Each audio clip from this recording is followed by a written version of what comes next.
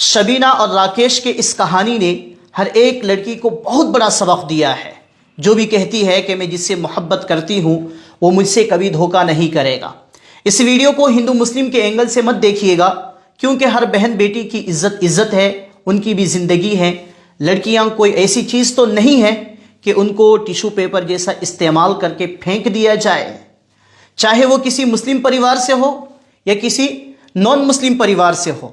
غیر مسلم انصاف پسند بھائیوں سے بھی گزارش ہے کہ اس ویڈیو کے ذریعے سے آپ اس چیز کو جج نہ کریں کہ ہماری قوم کو ٹارگیٹ کر کے اس ویڈیو کو بنایا گیا ہے۔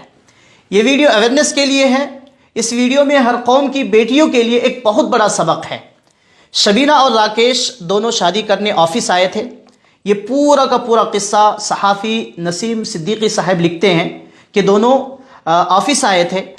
میں ان سے ملا، دونوں نے کہا کہ بھائی ہماری مدد کرو، یہ کہہ کر لڑکا سموسے اور پانی لینے چلا گیا۔ میں نے لڑکی سے پوچھا کہ تمہارا کیا نام ہے؟ اس نے کہا کہ شبینہ۔ میں نے لڑکے کا نام پوچھا تو بولی راکیش۔ کہنے لگی کہ ہم دونوں ایک دوسرے سے بہت محبت کرتے ہیں، ہم ایک دوسرے کے بغیر نہیں رہ سکیں گے، لیکن ہمارے گھر والے راضی نہیں ہوں گے، اسی لیے آج ہم کورٹ میرج کریں گے اور اس کے بعد ہم دونوں ایک ساتھ رہیں گے، کوئی جدا نہیں ہوگا، کوئی ایک دوسرے کے ساتھ کچھ غلط نہیں کرے گا۔ یہ سن کر اچھا لگا کہ واقعی دونوں میں بہت زیادہ محبت ہے۔ لیکن پھر میں نے پوچھا کہ آپ لڑکے کو اچھی طرح جانتی ہے؟ اس نے کہا کہ میں صرف راکیش کو جانتی ہوں، مجھے خود سے زیادہ اس پر بھروسہ ہے۔ میں نے ان سے کہا کہ بس 2 دن انتظار کرو، 2 دن میں اس کے گھر والوں کی تفصیل معلوم کر لوں، ہفتے کو آؤ، آپ کو ساری تفصیل بتا دوں گا، میں آپ کی مدد کروں گا، لیکن میں یہ چاہتا ہوں کہ بعد میں آپ کو کوئی پریشانی نہ ہو۔ کچھ دیر سوچنے کے بعد لڑکی نے کہا کہ ٹھیک ہے بھائی، یہ تو بہت اچھی بات ہے۔ اتنے میں لڑکا پانی لے کر آیا تو میں نے کہا کہ آج الیکشن کی وجہ سے آپ لوگوں کی شادی نہیں ہو سکے گی، یعنی جھوٹ بولا۔ ہفتے کو تم دونوں صبح 10 بجے آ جانا، شادی ہو جائے گی۔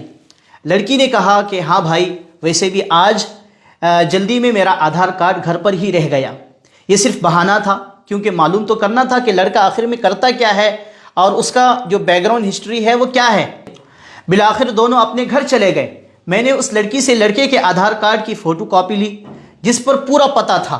پھر اگلی صبح جب میں اس کے گاؤں پہنچا اور تحقیق کیا، معلوم کیا اس کے بارے میں، تو چونک گیا۔ پتہ چلا کہ راکیش کی 2 سال پہلے شادی ہو چکی ہے اور اس کی ایک 8 مہینے کی بیٹی بھی ہے۔ مزید یہ کہ وہ شخص شرابی بھی ہے اور اس کے اوپر 2 مقدمات درج ہیں، یعنی 2 کیس ہے اس کے اوپر۔ خیر، ہفتے کو جب وہ دونوں آئے تو سب کچھ ان کے سامنے ظاہر کیا، ان کو بتایا کہ لڑکے نے یہ بات سن کر صاف صاف انکار کر دیا، لیکن جب اس کی بیوی اور بیٹی کو ان کے سامنے لایا تو انہیں دیکھ کر پہلے تو یہ شخص بہت غصے میں اپنی بیوی کو مارنے لگا، تو میں نے اس کو روک دیا اور اس کو ہوم گارڈ کے حوالے کر دیا۔ شبینہ کے پیروں تلے سے یقین مانے کہ جیسے کہ زمین کھسک گئی ہو۔ جو شبینہ کل تک اس لڑکے کے اوپر اتنا بھروسہ کرتی تھی کہ مجھے خود سے زیادہ راکیش پر بھروسہ ہے، اس کی یہ تمام کی تمام چیزیں سن کر، یہ تمام کی تمام حقیقت اس کے سامنے جب ظاہر ہوا، ایسا لگا کہ اس کے پاؤں کے تلے سے جیسے زمین کھسک گئی ہو۔ وہ بے حس ہو گئی، یقین مانے جیسے اسے فالج ہو گیا ہو۔ میں نے اس کی ماں کو پہلے ہی سب کچھ بتا دیا تھا اور میں اسے بھی ساتھ لے آیا تھا، لیکن وہ چھپ کر یہ سب دیکھتی رہی۔ پھر اسے بلایا۔ شبینہ آدھے گھنٹے تک اپنی ماں کے گلے لگ کر روتی رہی۔ میں نے دونوں کو پانی پلایا۔ پھر میں نے اس کی ماں سے کہا کہ تم شبینہ کو ایک لفظ نہیں کہو گی اور یہ سب کی سب چیزیں جو ہے نا اس کے باپ کو بھی نہیں بتاؤ گے۔ پھر ان کو رخصت کرنے کے بعد یہ تحریر لکھ رہا ہوں۔ تو آپ ہی اندازہ لگائیں کہ اگر یہ کورٹ میرج ہو جاتی تو اس کی پہلی بیوی کا کیا بنتا، جبکہ اس کی پہلی بیوی کے 8 مہینے کی بچی بھی ہے، اس بچی کا کیا بنتا؟